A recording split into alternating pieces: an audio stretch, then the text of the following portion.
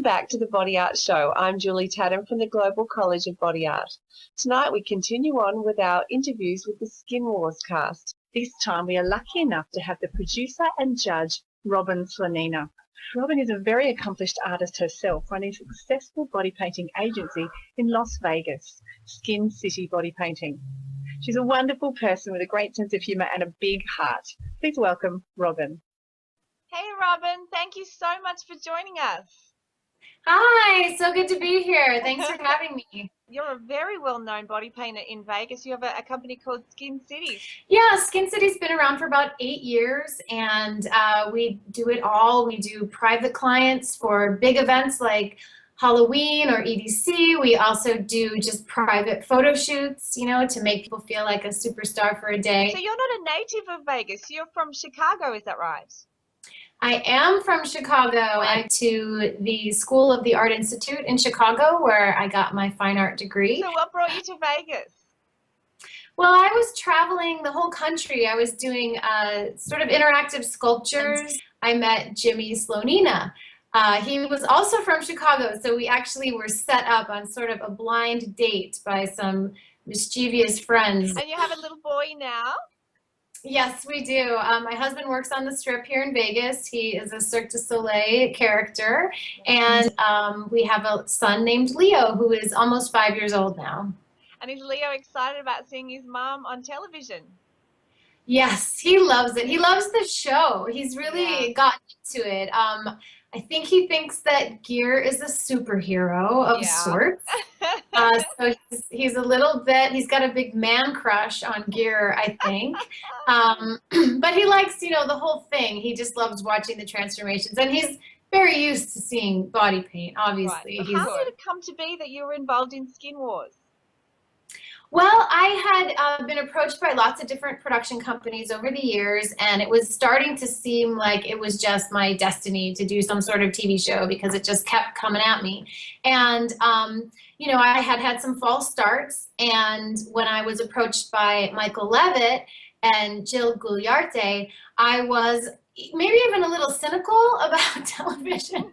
And, I still wanted to do it, but I wanted it to be done right. And I wanted it to be done with a lot of heart and with a lot of respect for the artwork. Yeah. I think we all three of us agreed as we were sort of conceiving of the show that we wanted it to emphasize the artistry of it. Yeah. And I had always been sort of approached to do sort of an LA Ink type show where they followed my body painting company, but it was Jill and Michael who suggested, let's make it a competition show. And to be honest, that was appealing because it's hard to have cameras following you around for 16 hours and being mic'd, stuff taped to your back, and even in the bathroom you're mic'd and you're like, oh, okay, so now guys are listening to me pee right now. And, the whole reality show thing is pretty invasive, and it was actually kind of a welcome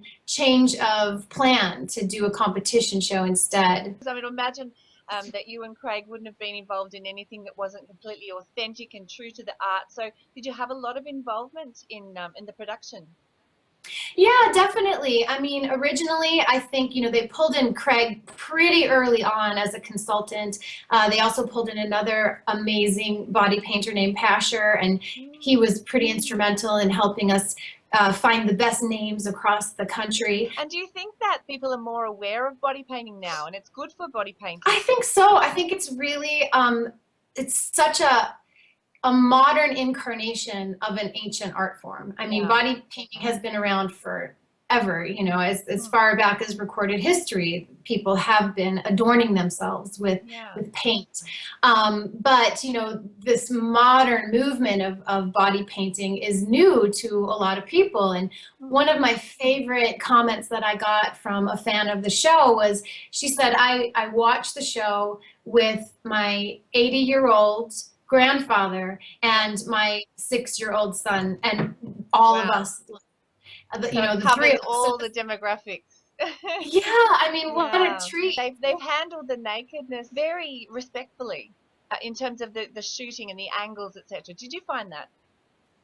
Yeah, definitely. And I feel like it's sort of the nature of being a body paint artist is really you're only sort of struck by the fact that you're in the presence of a naked body, maybe for the first few minutes, because, you know, then suddenly it really does become a living canvas, and it becomes a problem to solve. You know, how do I make this line straight across the curved surface? Or, you know, how do I, first of all, make sure that my model's comfortable and you pay attention? And, you know, how do I really bring my conception to life? And so you just get wrapped up in the art immediately when you start painting. And I kind of feel like the audience does too. I think that happens to everyone who watch.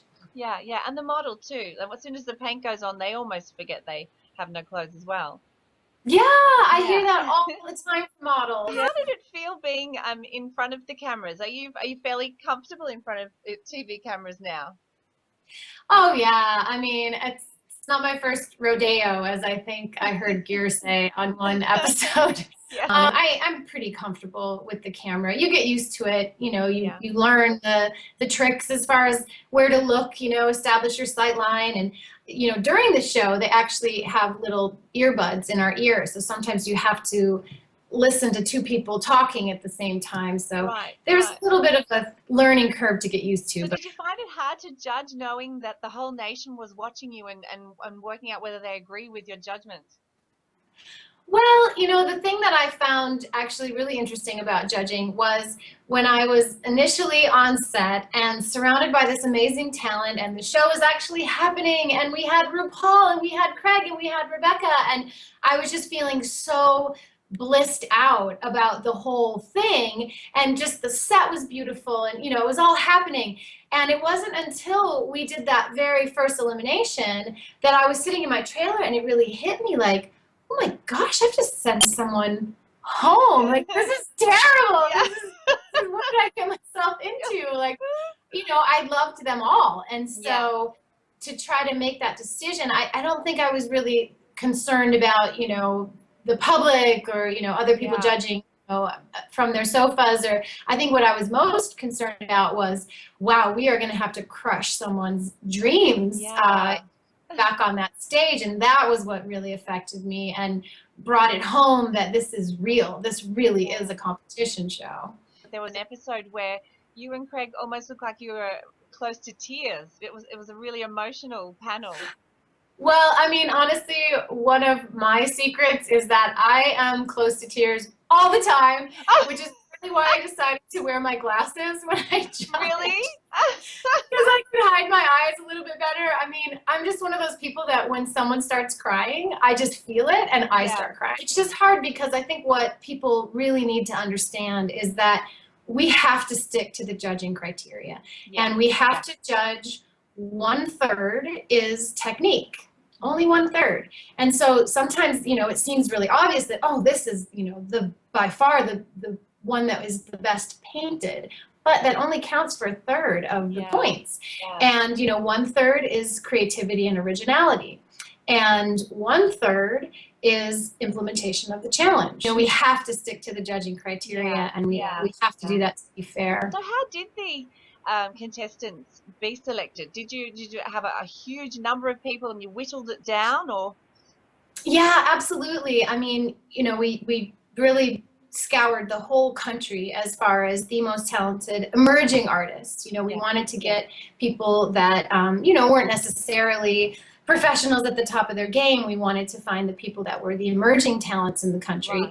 And we looked at hundreds really of artists, and we looked at their work, you know, online, and started phone conversations and email conversations with them. And then we did whittle it down to, I think, 24, and we had you know, them on set, and we did a sample painting, and from there, you know, we got it down to the final 10. But there is so much more talent out there, and that's why I'm really fingers crossed that we're going to have season after season so that we can show how many amazing body paint artists there are out there. Is there any talk of a season 2 so far? I hope so. I mean, I do think the show is doing really well. I think that, you know, we're testing well. I think it's being embraced by the public, and I hope so. And what was it like working with RuPaul? Oh my gosh, Rue is amazing. What a treat. I remember the moment that I found out that he was going to be a co-judge because I was at my friend's hair salon getting my hair cut, and I was literally jumping up and down, you know, in between the shampoo bowls, like, you know, it's RuPaul. And I mean, what an honor to have him, you know, grace the stage. He's such a gentleman. He's such a class act, and he's hilarious to boot, and he's such a professional. He just knows how to keep the energy up on set, and he's just an amazing guy. Yes, plans to come out to Australia again? Oh, I hope so. I love Australia. My husband was the MC, sort of ringmaster character of Pink's World Tour, and so I was lucky enough to spend a good 3 months in Australia last summer, and it was awesome. Every city was just better than the next. I mean, probably Sydney for me took the cake because I just loved being on, you know, we took the ferries, and Luna Park, of course, is amazing. Next time you're in Sydney, you have a couple of drinks. Oh, yes, that would be amazing. All right. Thank you so much for your time, Robin. Thank you, Julie. See you. Bye. Bye, Australia. Well, that's it for tonight's show. Thank you for joining us. In future episodes, we'll be talking with Dutch Bahari and Felly, as well as covering highlights from the International Makeup Artists Trade Show in Sydney. Be sure to subscribe so you don't miss out any of our episodes on the link below. Thank you and good night.